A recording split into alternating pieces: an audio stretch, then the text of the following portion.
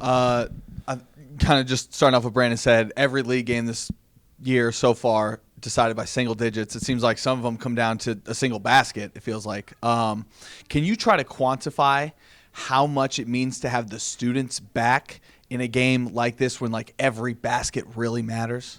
Yeah, I mean, it's huge. I've said it before, and I'll say it till I'm blue in the face, but I think that Trask Coliseum is one of the best environments in the country.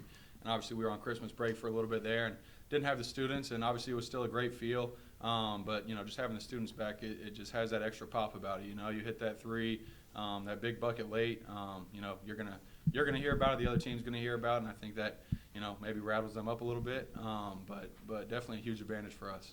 Now, obviously, a little bit of a slow start. I think they went up 11-3, kind of a, gut check timeout.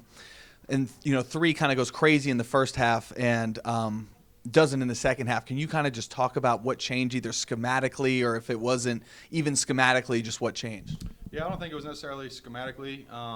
Three's a hell of a player.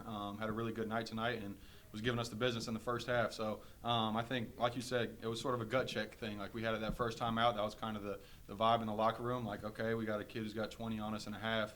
Who do we want to be? Are we going to let him come out here and do it again, or are we going to take some pride and the name across our chest and sit down and guard? And we went out there and did that in the second half, and we're fortunate enough to get the win.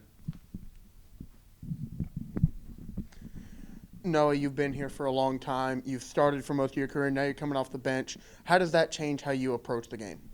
I don't think it changes it much at all. I had a couple slow games the past 2, maybe 3 games.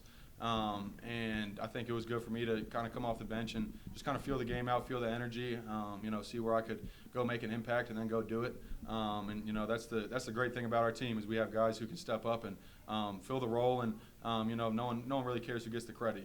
I'm sitting here tonight, but there's plenty of other guys in the locker room that did a lot of great things for us, and it'll change on a nightly basis. So I think that's kind of what makes us pretty dangerous, and is why I think people should be pretty excited about it moving forward.